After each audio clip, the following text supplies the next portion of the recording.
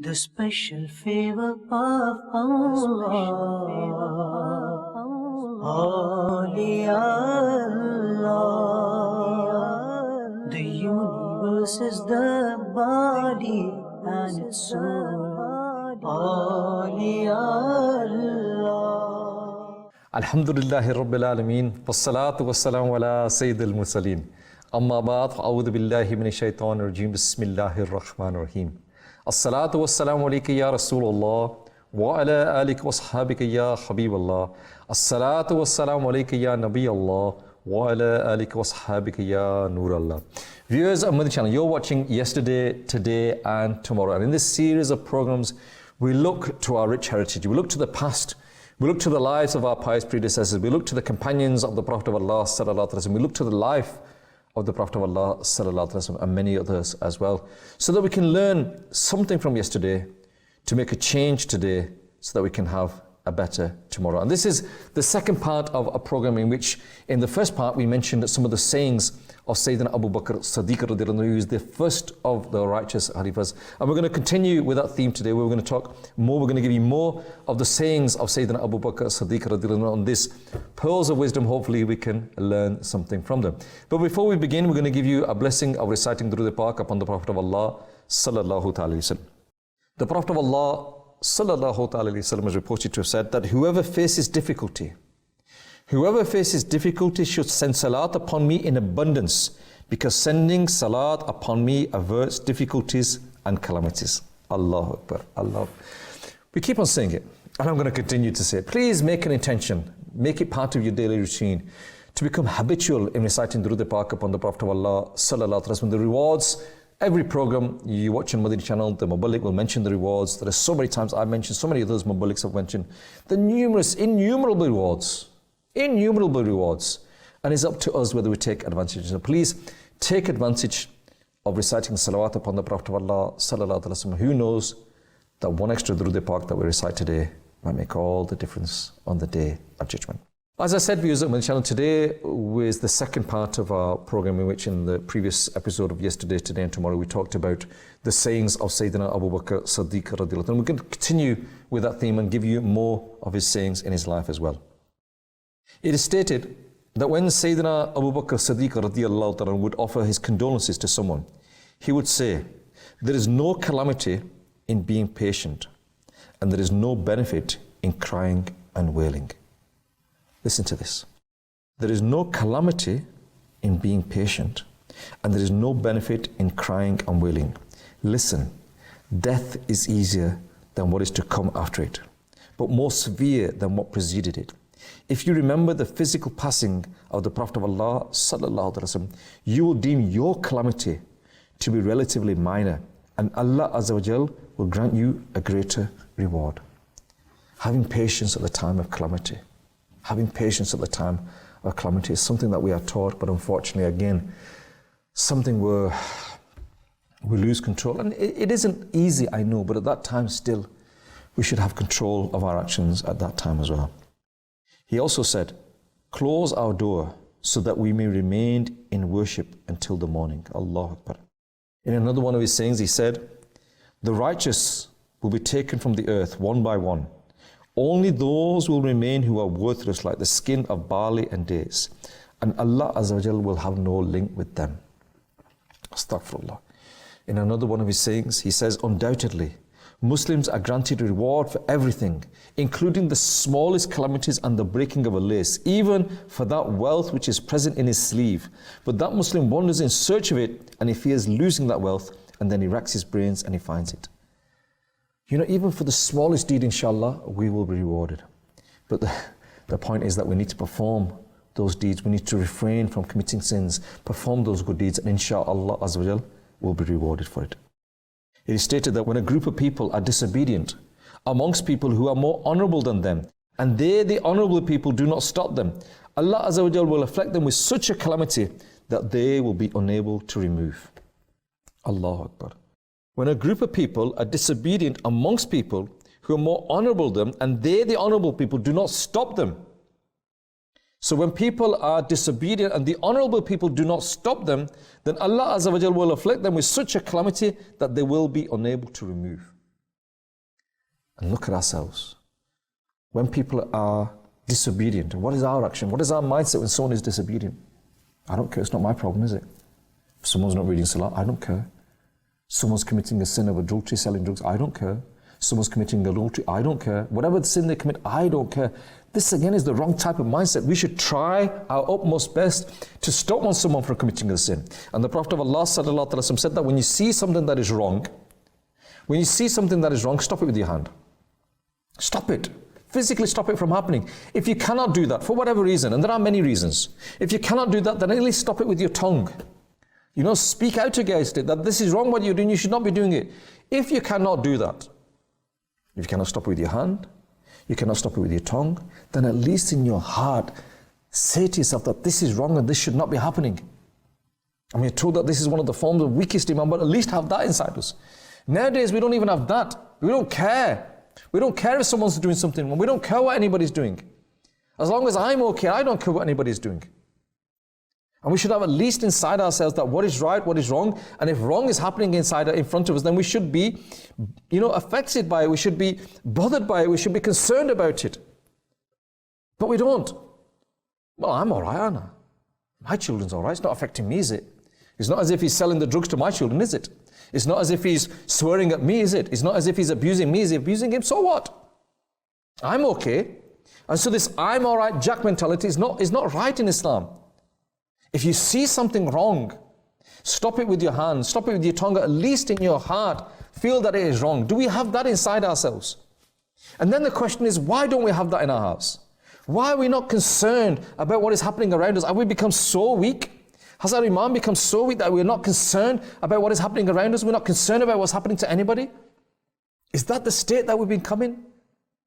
And you need to ask yourself, why am I in that state? Why have I developed that state of mind where I don't care about anybody? And if that state of mind that I have, that I don't care about anybody, if everybody had that state of mind that I have, where would I be today? Nobody would. Just imagine a world in which nobody cares about anybody. What kind of world would that be? If nobody cared about anybody, then would the deen of Islam come to us? If nobody cared about anybody, would we have the upbringing that we had? Would our parents have looked after us? Would we have the education that we have? We have the resources that we have, the facilities. If nobody cared about us, so we should also care about others as well. Not only care about them, from other aspects, caring about the sins that they've committed, but also generally care about your brothers. Generally care about your sisters. Look out for them, make sacrifices for them. If, for example, you're on the bus and someone comes on, an elderly person, give them the seat. What difference does it make?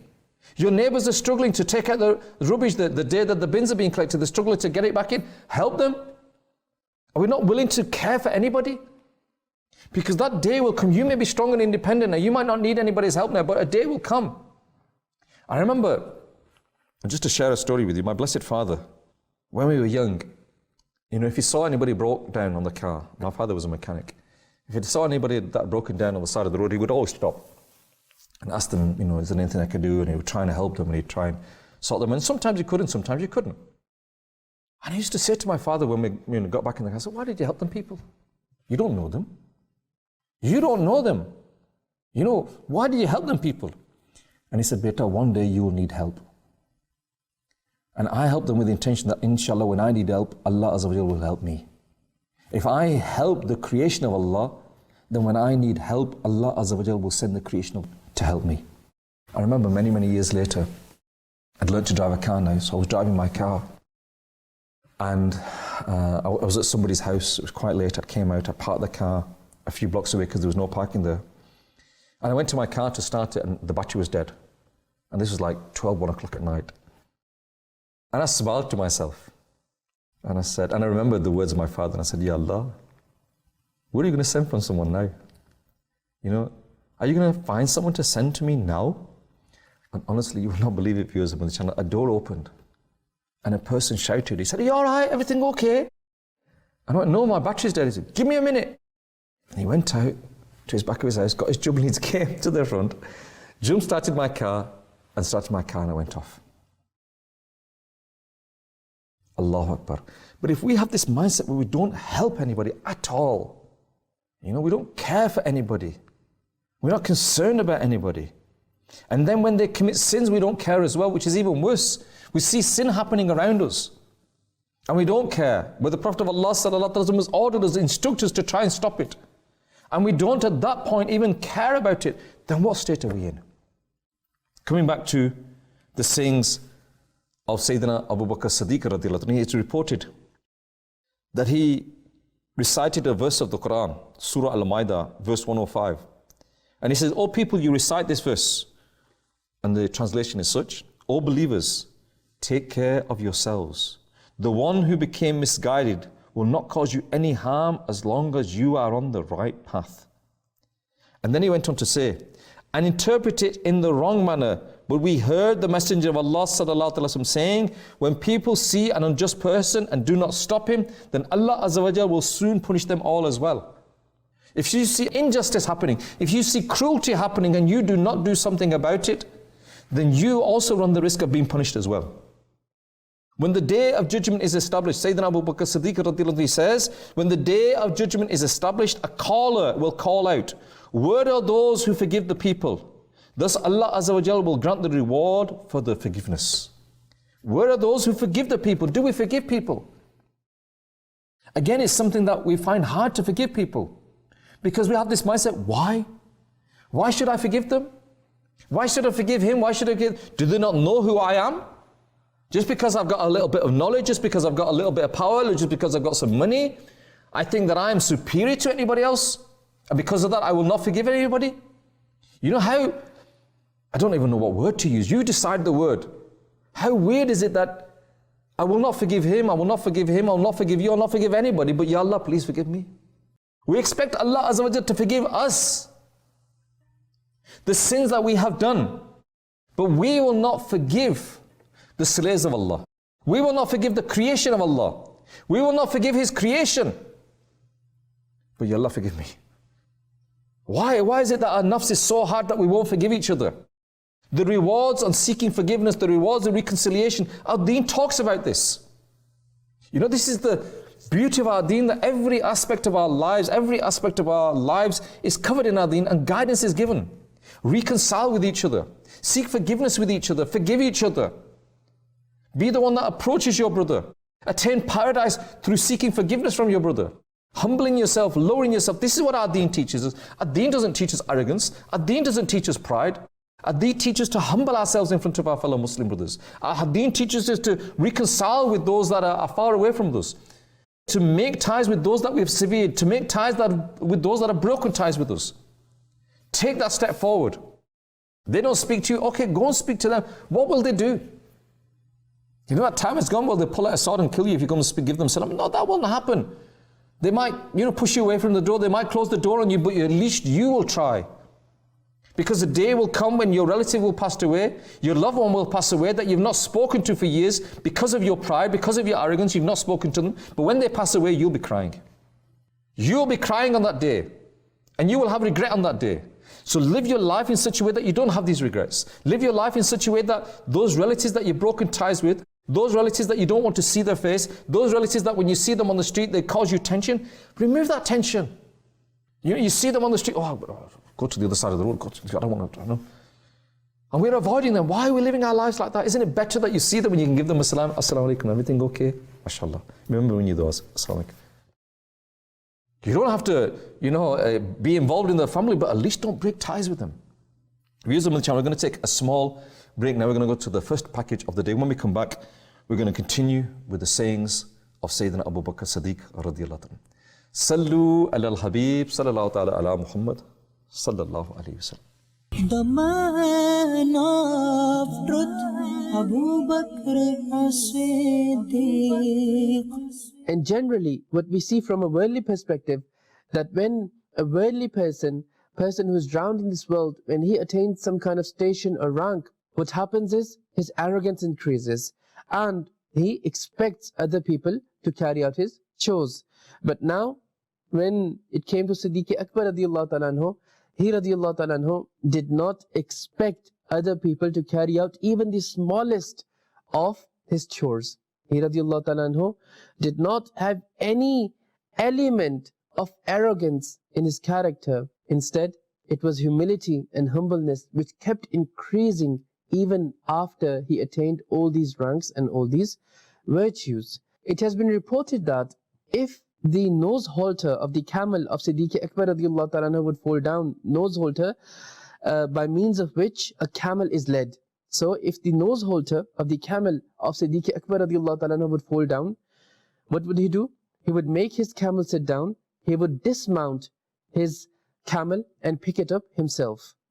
And upon seeing this, his companions, they would humbly say that, Your Honor, please command us, we would present it to you. As those companions of his, they would consider it to be an honor for themselves to serve Amirul Mu'mineen Sayyiduna Abu Bakr Siddiq radiallahu ta'ala anhu, because they knew of his status, of how honored he was.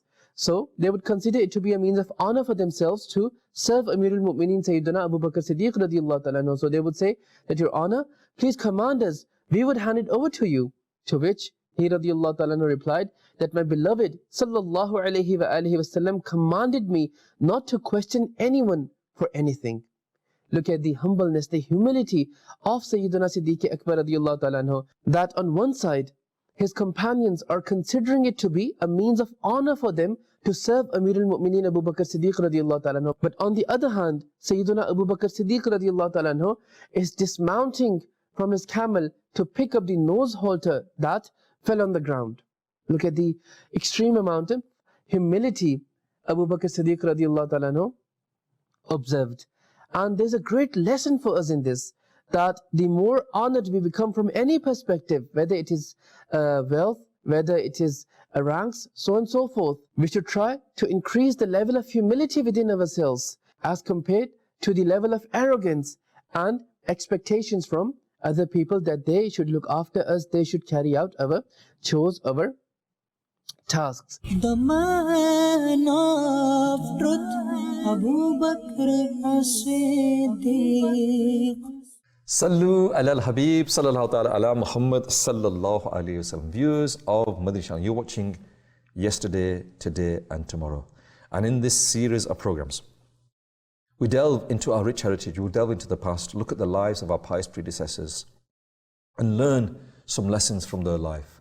The plan is that hopefully we can learn something from yesterday, make a change in our lives today so that we can have a better tomorrow. I.e., yesterday, today and tomorrow. And in this program, this is the second part of a series of programs in Yesterday, Today and Tomorrow, in which we're talking about the sayings of Sayyidina Abu Bakr Siddiq radiallahu anhu, the first of the righteous Khalifas, one of the first people to accept Islam, the close friend of the Prophet of Allah sallallahu alaihi wasallam. In his words of wisdom that again have been passed down from generation to generation, we can obviously learn something from it. Continuing with the sayings of Sayyidina Abu Bakr Siddiq, Sayyidina Salman Farsi radiallahu ta'ala states that I presented myself before Sayyidina Abu Bakr Siddiq radiallahu ta'ala, and I said to him, Master, give me some advice. He, Sayyidina Abu Bakr Siddiq radiallahu ta'ala, said, O Salman, fear Allah and know that you will soon gain victories. But I do not know whether you will utilize your share you attain from it or lose it. However, always remember that the one who offers the 5 prayers, he will be under the protection of Allah morning and evening. And do not kill anyone who is under the protection of Allah, lest you lay your hands on the protection of Allah and then Allah Azza wa Jal cast you into the hell on your face.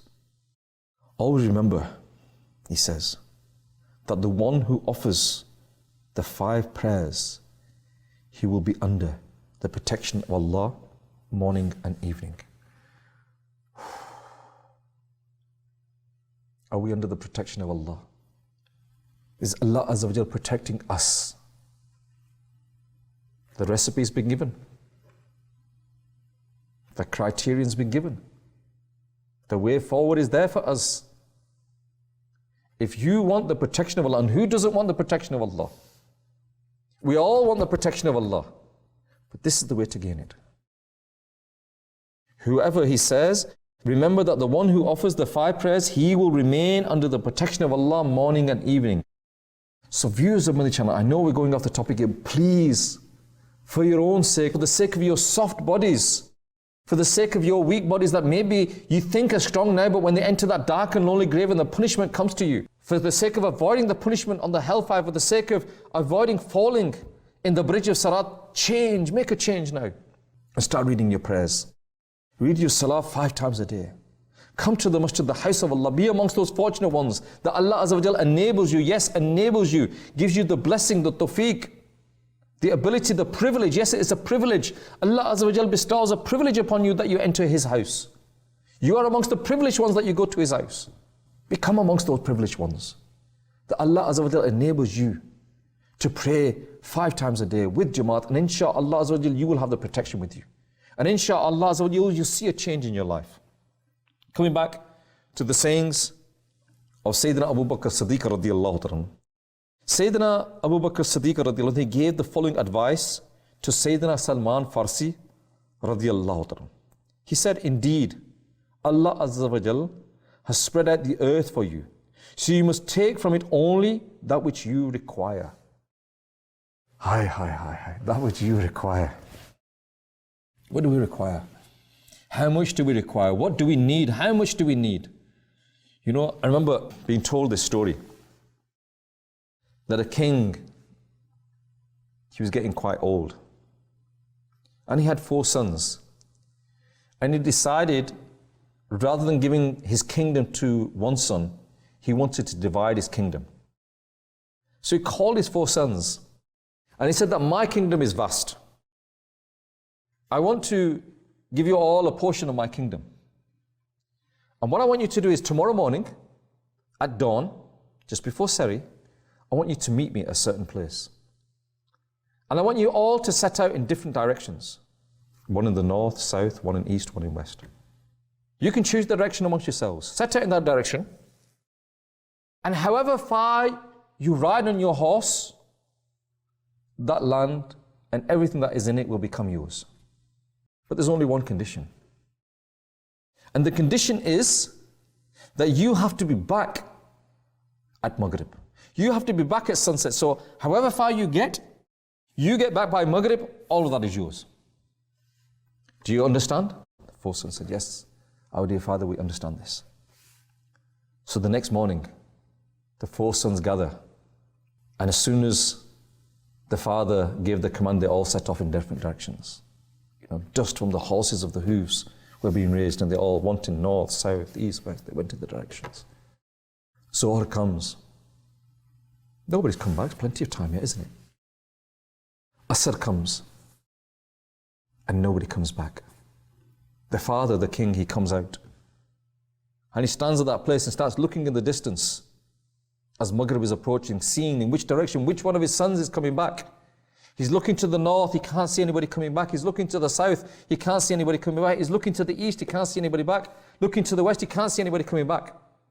And he stands there, keep on looking in all of the directions, thinking that he'll see one of his sons. The sun sets, and nobody comes back. Why? Bit more, bit more, bit more, bit more. And what do they end up with? Nothing. So take from this dunya what you need. How much do we need? How big a house do we need? How much money do we need? How much do we need of this dunya? Then answer the question, how much of the akhirat do we need? If this dunya is 60 years, 70 years, 80 years long, how long is the afterlife? Infinity. And when the Prophet of Allah ﷺ said that this dunya is like water that you have on your finger, that is the dunya. The oceans, that is the afterlife, that's the akhirat. You know, next time you go out on a sunny day, not on a cold day, on a sunny day, get a drop of water on your finger and look at it. And you know, within minutes, your finger will dry up. That is what this dunya is. It'll dry up, it'll disappear. Then look at the oceans and think to yourself, have the oceans ever driven up? No, they won't. But we're running after this when we should be running after that. Yes, take from this what you need. Take from this what you need. This dunya is like the sea. You are on a ship traveling through this dunya. We have to travel through this dunya. But the problem is when the dunya comes inside us, when the dunya takes over us, then what happens? Then what happens? We lose it. We sink in this dunya, we become immersed in the dunya, we don't get to our destination. Coming back to the sayings of Sayyiduna Abu Bakr Siddiq radiallahu anhu, he states that if someone was to call out from the heavens that only one person will enter paradise, then I have hope that it will be me. And if someone was to call out from the heavens that only one person will enter the hellfire, then I fear that perhaps it might also be me. Two things there. Fear of Allah and the mercy of Allah. Being aware of the fear of Allah and being aware of the mercy of Allah. Through the fear of Allah, he was scared that he would be thrown into the hellfire. But through the mercy of Allah Azza wa Jal, he had hope that he would go in the paradise. Do we have that fear? Do we have that mercy? Again, questions that we need to ask ourselves. In another one of his sayings, Sayyidina Abu Bakr Siddiq radiallahu anhu, he said that most fortunate is the one who left the world during the beginning of Islam, before tribulations arose. Before fitna came. Now we're living in a time of fitna. It is harder, and we're told that at the end of time, to hold on to your iman at the end of time, it will be easier to hold on to a red hot iron rod and metal rod that's red hot iron. It will be easier to hold on to that than it will be to hold on to your iman. We are in this time, it is testing time, viewers of the channel. And with this testing time, we need as much resources as we can to help us protect our iman. And this is what Dawat Islam is there for. Dawat Islam is there to give you them resources, give you them tools, give you them opportunities, give you that platform in which you can live your life in such a way that inshaAllah Azza wa Jal, you can save yourself from the tribulations and you can protect not only your iman, but the iman of your children and generations to come. Viewers of the channel, we're going to take a small break now. We're going to go to the kalam of the day, inshallah. When we come back from the kalam of the day, we're going to continue with the sayings of Sayyidina Abu Bakr Siddiq radiyallahu ta'ala. Sallu ala al-Habib sallallahu ta'ala ala Muhammad sallallahu alayhi wa sallam. Baya ho kis zaban se martaba Siddiq Akbar ka. Baya ho kis zaban se martaba Siddiq Akbar ka. Yaar ghaar mahboobe खुदा सिद्दीक़ अकबर का. अल्लाह का प्यारा, नबी का प्यारा, फारूक का प्यारा, उस्मान का प्यारा, अली का प्यारा, हसनैन का प्यारा. बया हो किस ज़बान से मर्तबा सिद्दीक़ अकबर का. बया हो किस ज़बान से मर्तबा सिद्दीक़ अकबर का. इलाही रहम फरमा खादिमे सिद्दीक़ अकबर हूँ. इलाही रहम फरमा खादिमे सिद्दीक़ अकबर हूँ. तेरी रहमत के सदक़े वासिता सिद्दीक़ अकबर का. बया हो किस ज़बान से मर्तबा सिद्दीक़ अकबर का. बया हो किस ज़बान से मर्तबा सिद्दीक़ अकबर का. यार गार महबूबे खुदा सिद्दीक़ अकबर का. रसूल और अंबिया के बाद जो अफजल हो आलम से. रसूल और अंबिया के बाद जो अफजल हो आलम से. ये आलम में है किस का मर्तबा सिद्दीक़ अकबर का. बया हो किस ज़बान से मर्तबा सिद्दीक़ अकबर का. बया हो किस ज़बान से मर्तबा सिद्दीक़ अकबर का. यार गार महबूबे खुदा सिद्दीक़ अकबर का. गदा सिद्दीक़ अकबर का खुदा से फजल पाता है.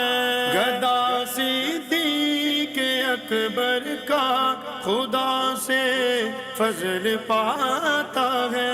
खुदा के फजल से मैं हूँ, खुदा के फजल से मैं हूँ گدا صدیق اکبر کا بیاں ہو کس زبان سے مرتبہ صدیق اکبر کا بیاں ہو کس زبان سے مرتبہ صدیق اکبر کا یار غار محبوب خدا صدیق اکبر کا ہوئے فاروق عثمان و علی جب داخل بیعت ہوئے فاروق عثمان و علی جب داخل بیعت بنا فخر سلاسل سلسلہ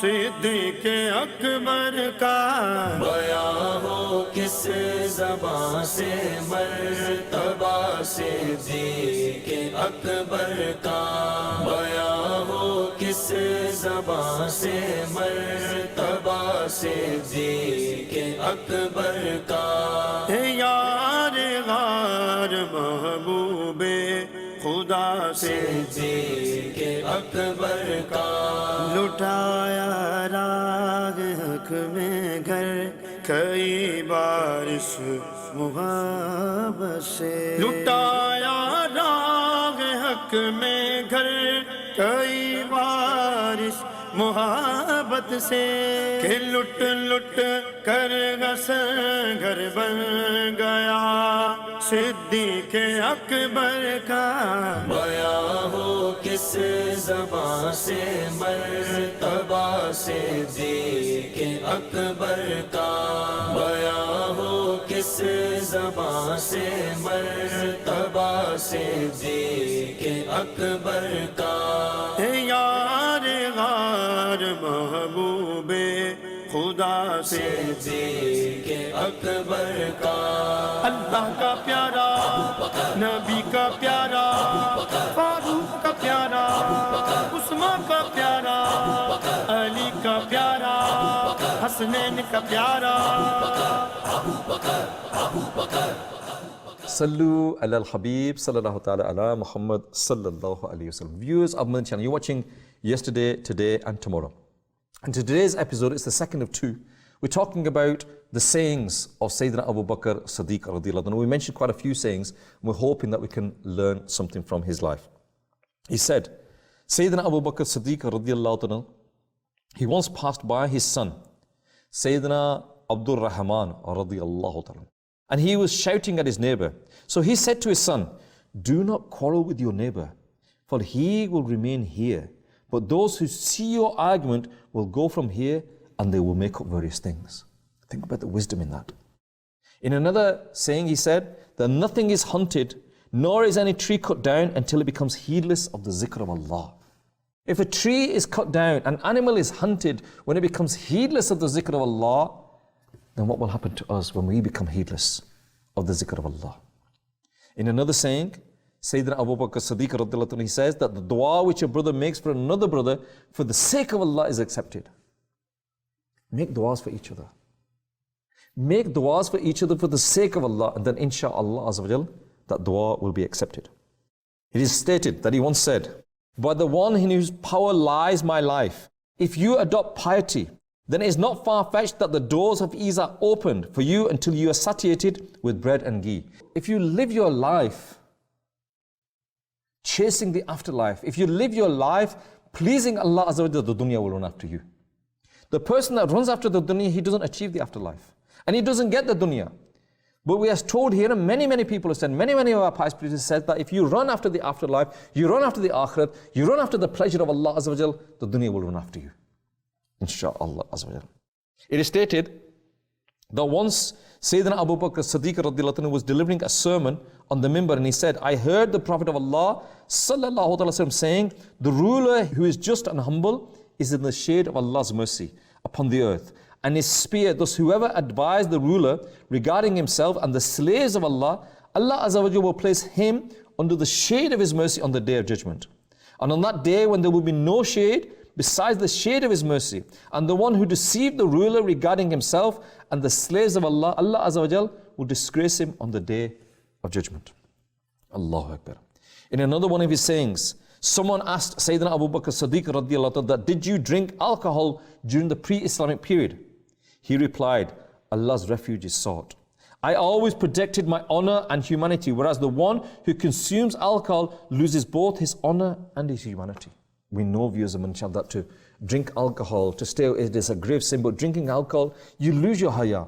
And the Prophet of Allah said that when you lose your haya, do whatever you want. And this is what happens when people have drank alcohol, when people take drugs, they'll do anything. The mother of the believers, Sayyiduna Aisha Siddiqa radiallahu ta'ala, states that my father, Sayyidina Abu Bakr Siddiq radiallahu ta'ala, would make one dua in the morning and in the evening. And that is this dua. He would do the dua, O Allah, may the end of my life be my best. May my actions be sealed upon good. And may the best of my days be in the day on which I see you. Ameen. Allahu Akbar, Allahu Akbar. You know, we said it, that as Muslims, we've said on other programs, I remember recently discussing this, that as Muslims, we always should strive to have the best day, the best week, the best month, the best year. Make an intention that this month of Ramadan, if Allah Azza wa Jal blesses with me, will be my best Ramadan. This day, what's left of this day, will be my best day. This week, what is left of this week, will be my best week. This year, what is left of this year, will be my best year in my life. Always strive that every day, every week, every month, every year, every Ramadan, every blessed night, every blessed day, every Jummah will be your best. And continuously strive that. And if today becomes your best day that you've ever lived, try and strive tomorrow to make it even better still. It was said regarding this dua, Oh Abu Bakr, what is the need for you to recite this dua? You are a companion of the Messenger of Allah sallallahu alaihi wasallam. You are the second of the two in the cave. He replied, sometimes a person performs the actions of the people of paradise his entire life, but his end is upon an action of the people of hellfire. It can also be a case that a person carries out the actions of the people of hellfire his entire life, but his end is upon the action of the people of paradise. Meaning always fear the hidden plan of Allah Azza wa Jalla. And so we should also be concerned, worried about our iman. That how will we leave this dunya? Will we leave this dunya in a state of iman? If we do, then we can class ourselves as successful. And if we don't, then we are complete failures. But are we aware of those actions that could possibly cause us to lose our iman? Are we aware that if we are disobedient to parents, if we cause difficulty to other fellow Muslims, if we are lazy in our salah, if we don't reply to the azan, if we don't perform the hajj that is farz upon us, then all of these things and many other things could cause us to lose our iman at that difficult time. That difficult time where it's hard to think straight. You know when you got a pain in your tooth and you take a day off work, why? You don't work with your teeth, but that pain affects the whole body. Imagine the pains of death, that pain through us. Can we think straight at that time? That time will shaitan will try to come to us in the guise of our parents, our loved ones, and try to take our iman away from us. That time is going to be such a difficult time, such a scary time. That is the time where we need to protect our iman. We need to live our lives in such a way that we protect our iman. So as Muslims, it's incumbent upon us that we become aware of those things, that we learn those things, so we can protect our iman. You know, there's a booklet of Amir al-Sunnah, Causes of a Bad End. It is available in Urdu and English. Download that book, read that book. It mentions all of these things that I just mentioned and many more. Of those things that can cause you to lose your iman. Those words that you can speak that can take you out of the fold of Islam. Those words of profanity, are we aware of those? So we need to protect ourselves, become aware of those things, because, you know, ignorance is not bliss. You know, people have this saying in English, oh, I didn't know, so it's okay. It's not okay. It's not okay that you don't know. You have to know, you have to acquire this knowledge. Coming back to the sayings of Sayyidina Abu Bakr Siddiq radiallahu anhu, stated that when the first Khalifa of the Muslims, Sayyidina Abu Bakr Siddiq radiallahu anhu, would lead the funeral prayer of a deceased person, he would make the following dua. O Allah, this slave of yours has been left without aid by his household. wealth and other relatives. His sins are many. You are the most forgiving, the most merciful. Forgive all his sins. Allahu Akbar. Sayyidina Hassan radiallahu ta'ala narrates that Sayyidina Abu Bakr Siddiq radiallahu ta'ala would mention this in his dua. O Allah, I ask you for which is good for my end. O Allah, whatever goodness you grant me, make it a means of your pleasure and the highest stations of Jannat. Allahu Akbar. Sayyidina Abdul Aziz bin Abu Salama radiallahu ta'ala narrates that Sayyidina Abu Bakr Siddiq would also make this dua. O Allah, I ask you for bounties. I enter into paradise and freedom from the hellfire in everything, and allow me to thank you upon this until you are pleased with me. O generous one, grant me the goodness of all good works with ease, without any difficulty. In another, it states that his dua would contain the following words. O Allah, grant me complete faith, absolute certitude, protection from all calamities, and a sincere intention. Allahu Akbar. Allahu Akbar. In another one of his duas, he said, O Allah, I ask you for that mercy of yours which you grant upon those who go in your way. Allahu Akbar. In another one of his duas, he would say, O Allah, make the truth apparent to me and allow me to follow it. And make falsehood apparent to me and allow me to avoid it. And do not make it ambiguous for me, lest I begin to follow my desires. Viewers of the channel, we're going to go to a small break now, inshallah. When we come back, we're going to sum up the topic. The time, again, is against us. Let's go to the final package of the day. Sallu ala al-Habib, sallallahu ta'ala ala Muhammad, sallallahu alayhi wasallam.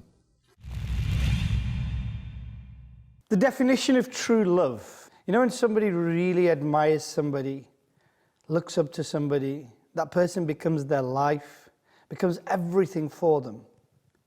It is truly a special relationship. And when that person that is admired, that is loved, is the best of the creation of Allah Azza wa Jal, wow, that love is amazing. The companions of Nabi Kareem sallallahu alayhi wa sallam had that true love for the best of creation. They were the most humble and sincere devotees to walk on the surface of this earth. And the leader of those devotees was none other than Sayyiduna Siddiq Akbar radiallahu ta'ala anhu. A true Ashiq-e-Sadiq, a sincere devotee of Nabi Kareem sallallahu alayhi wa sallam. His love for the best of creation knew no bounds. He sacrificed everything at the feet of Nabi Kareem sallallahu alayhi wa sallam.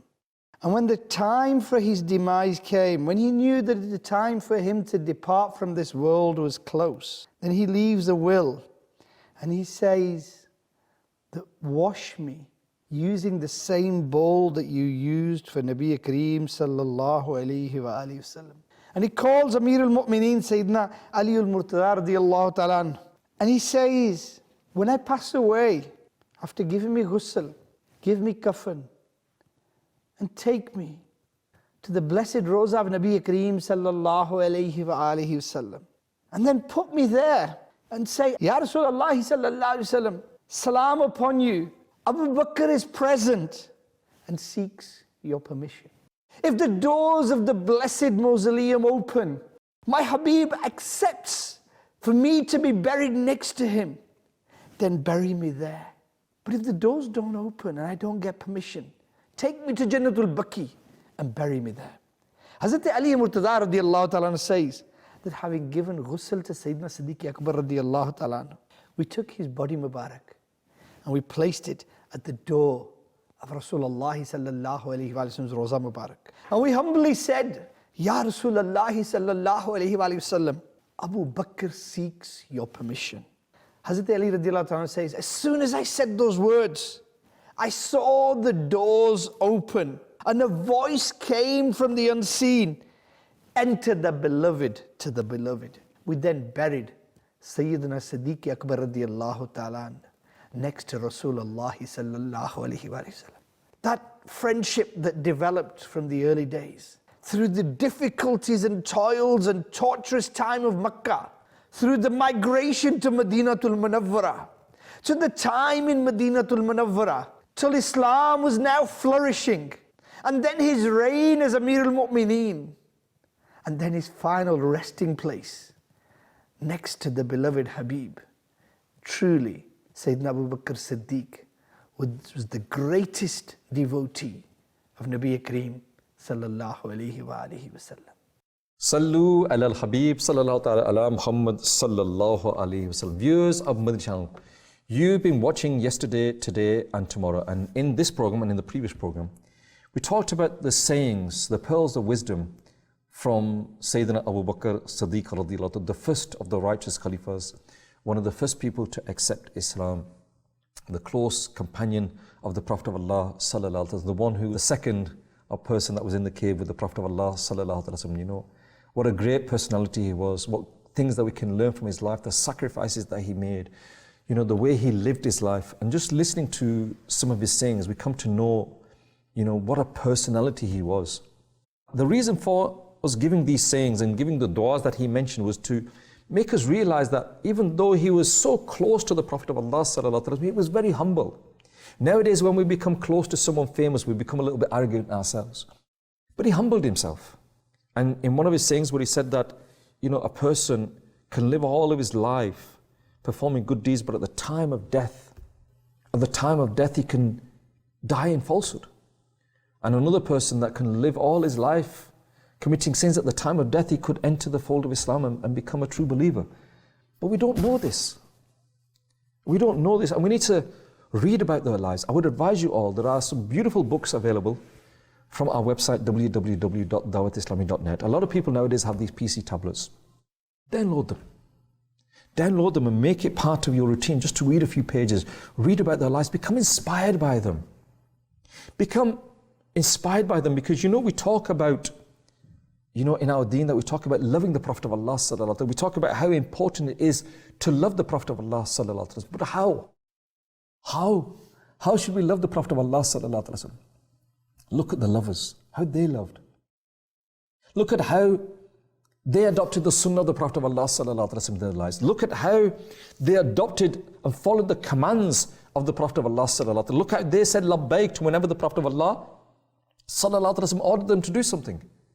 And when you look at their lives, and at the same time read the life, the seerah of the Prophet of Allah sallallahu alaihi wasallam, then you'll have that warmth inside you. How many of us have read a seerah of the Prophet of Allah sallallahu alaihi wasallam? How many of us have read the seerah of Sayyiduna Abu Bakr Siddiq, Sayyiduna Usman, Sayyiduna Azat Ali radiallahu anhu? How many of us have read the lives of these great people? How many of us have read the lives of other great companions? How many of us have led the lives of our pious predecessors who lived their lives? They are your role models. They are the people that you need to aspire to. But unfortunately, as Muslims, we don't know anything about them. So my humble request is that during this year, during whatever life Allah Azza wa Jal gives us, we utilize it in acquiring the knowledge of the deen. Yes, acquire the knowledge of the Quran. Yes, acquire the knowledge of the fiqh. Acquire the knowledge of the Sunnah of the Prophet of Allah sallallahu alaihi wasallam. But also learn to know who these great personalities were. And inshallah, if we learn from their lives, then we can make a change in our life today so that we can have a better tomorrow. Viewers of Madani Channel, you've been watching yesterday, today and tomorrow. Until the next time, keep watching Madani Channel. Sallu ala al-Habib sallallahu ta'ala ala Muhammad sallallahu alayhi wasallam. The special favor of Allah, Allah. The universe is the body and its soul. Allah.